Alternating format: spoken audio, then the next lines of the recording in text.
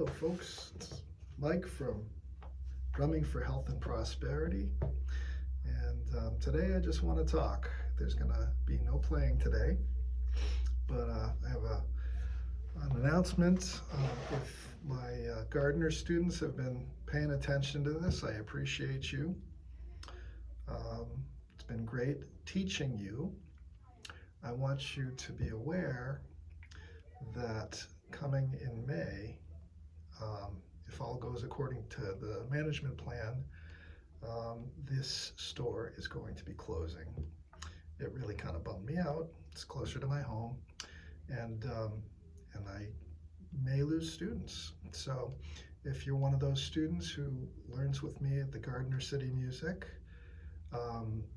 just know that I really appreciate you, and there are going to be slots open in the Leominster store. If need be, I'm going to open up more time on possibly Sunday, but right now I'm teaching Thursdays and Fridays there. So if you're still interested in staying with me and staying with this, I would love to have you. It's a joy to teach. I do this not for the money. I do it for, I remember when I was starting that my band director was just too stretched to teach anything. He had all these horn players and woodwind players, and the percussion section it's a very specialized type of thing. He could do it, but there's just so much to it. There's just so much to it, and a band director just has only so much time. Some of these other guys in Texas, they have these football programs where they can afford the money to get other teachers. But in the New England area, it's been like that since I was a kid. It's still like that. I'm teaching in Lunenburg, and I'm seeing the same things. And the good thing about Lunenburg is they also offer private lessons, but you have to pay for them. So anyway, there wasn't a lot of resources when I was a kid, and so I was really struggling with that, and that's why I do this, to make myself available for those kids or those people really who enjoy drumming and want to learn more, and just love it. And so that's why I do this. But anyway, that's the first announcement about Gardner. I also want to talk about the psychology of practice and the psychology of drumming. This is a very healthy activity, and your blood pressure lowers when you're in a groove or playing. Your heart rate, well, it depends on what you're playing. If you're playing something pretty racy and fast, you probably have an increased heart rate. But if you're doing like a slow rhythm, you can calm yourself down. It's very meditative. And I do a bucket drumming program for people who are recovering from addiction at Alyssa's place in Gardner. I do that from 2 o'clock to 3 o'clock on Saturdays. I've been doing that for a couple of years now. So we just do bucket drumming. It's usually a one-on-one thing. Maybe 3 people might show up. That's probably the max. That's the most I've ever had. 4 one time, but it was only half the time. But yeah, it's enjoyable, and it's a really healthy activity. But I take a different approach on that. It's less instructional, more spiritual. So anyway, psychology of practice. It's important to remember that if you're starting out with this, especially if you're starting out with this, you want to enter practice with a beginner's mindset. I still use it. I've been doing this since I was 14, and I'm an old guy now. And if you're learning something new, you have to give yourself room to learn it. You want to give yourself a lot of grace. You're not familiar with a piece, you need to learn it. Even if you're a great sight reader, you can always make it better. And do that by really understanding what's happening. So you want to give yourself a chance to learn it. Um, Mistakes will happen, and that's okay. That's where the learning happens. So don't go into it thinking, oh, I made a mistake. It's not perfect. I can't do this. That is a nasty word to me, can't.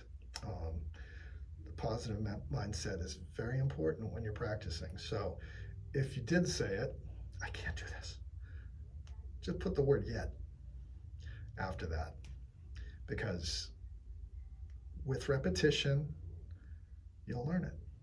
You have to have faith in that. It's the same way with everything. This is kind of a life lesson. So something I learned from my teacher, stick to it, be a plugger, just keep trying, you're gonna get it. I came in as a lefty drummer to a very high level program in college, and so I had to step up, and I had to learn it all, and it got more and more difficult as time went on. I stuck with that program for like over 4 years, so I really loved that whole thing. And I started on the bass drum because I came in as a lefty. I didn't know traditional grip. They were all doing traditional grip, and I had to learn all that on my own and figure it out. And it was a lot of work, and it was a lot of patience that people had with me, and that's how I got to where I am now, just by plugging, trying more, trying, failing plenty. You will fail. It's okay. It's not like you're failing, though. You don't want to think about it as failing. Think about it as, can I play this thing yet? No? All right, we'll keep working on it. Make it a little better each time. Don't worry about playing it perfect right away. Just try and do what is asked of you in lessons, or what I'm doing here. Keep your taps low. Keep your strokes, your main strokes, accents higher. Volume is acquired by height. So if your height is high, you're going to be loud. If your height is low, you're going to be very soft. And that's where the magic happens with changing in volumes. Anyway, I'm getting off topic. Take care of yourself. Be kind to yourself when you're doing this. It's very important. Give yourself a moment. If you've gotten something, take a second. That's a moment. You've just achieved something. So give yourself a little kudos, pat on the back. Hey, that's great. Good for you, man. Little inner voice going positive. It's really helpful, and hopefully you'll get addicted to practicing that way. That's my hope. But I try and do this myself. I don't just talk the talk. I try and walk the walk when I'm practicing. I've gotten a lot better with it. I still have a way to go. It's always a work in progress. Have fun with the journey. It's not always about the destination. I'm always learning stuff. I'm still learning stuff. I love it. That's where the fun stuff is happening. So be in the moment. Try and stay in the moment, and good ways to be kind to yourself here is to allow yourself to learn this stuff, is to break things down, slow things down. So first things first, number one, slow the tempo down to an understandable level. If it has to be a snail's pace, do that. Take the time. Think slow is fast and fast is slow, because you're going to learn things faster if you go slow. Common sense, but everybody wants to play fast right away, and it gets in your way. That's what I've seen by teaching. I've seen it in myself. Try that. That's number one. Slow things down. Number two, when you're trying to get a groove, you don't have to get the whole groove right away. You can take it in little chunks.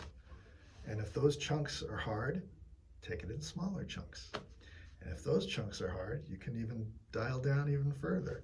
note by note, maybe limb by limb. So you can take out a limb to get a pattern if you're trying to do coordination things, and just focus on one limb.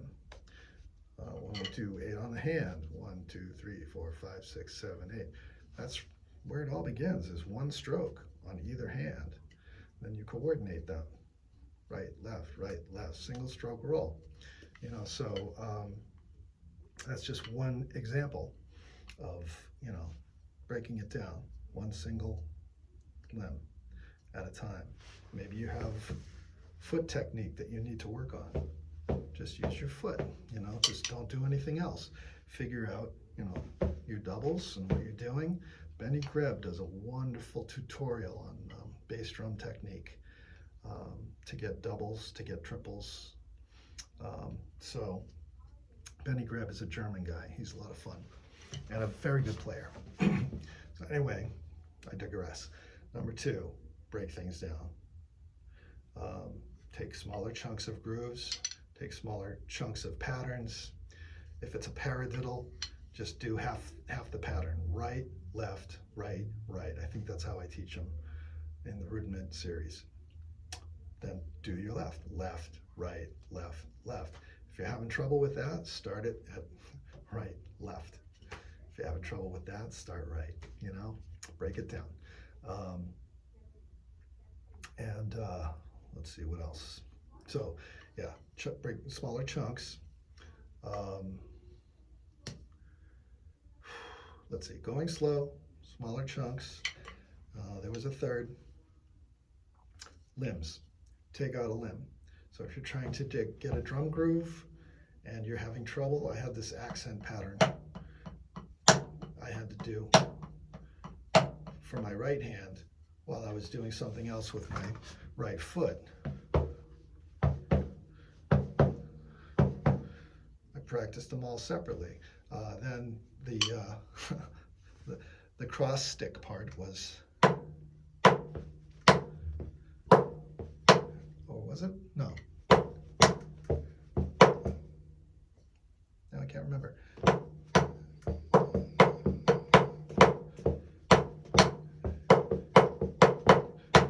All that's supposed to happen all at once. It was a real struggle for me. I started out incredibly slow, just doing the 8th note, which is pretty simple on its own.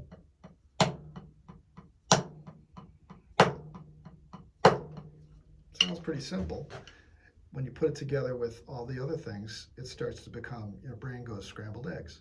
So take your time and know where things line up and where things don't line up. If you're playing your bass drum at the same time as your hi-hat, you can see this in written music. I know some of you might not want to read, but this is helpful. If you can't read, make a diagram. Put out the counts. 1 and 2 and 3 and 4 and. If it has to be 1 E and a 2 E and a, if it's 16th notes that you're trying to play, make an X on each one of these, write out the instruments that you're doing, the limb that you're playing them with, and all the counts. Whether it be 8th notes of 1 and 2 and 3 and. If it's just counts 1, 2, 3, and 4 you're playing on, you can just write those. But you break that down, you get it in smaller chunks. It would be 1 and, or 1 and 2 and 3 and 4 and. If you break it down into smaller chunks than that, 1 E and a 2 E and a 3 E and a 4 E and a, all these things line up. So you find out what is lining up with what, and it can see it on a diagram. Makes it a lot easier. Main thing is take care of yourself. Just make sure that you're spending the time with yourself.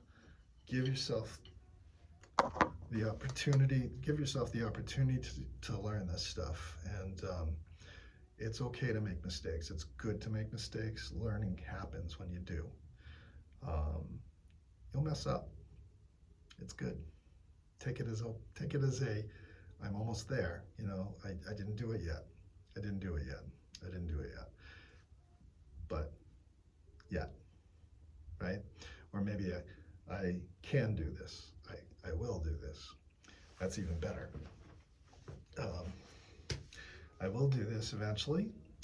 I can do this. You can do this. So keep it up. Keep trying.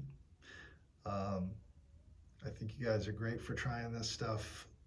I feel like all my students that try this stuff, they're my friends. You know, I think you have good taste in instruments. And drummers are a different breed, you know, we have our own little things.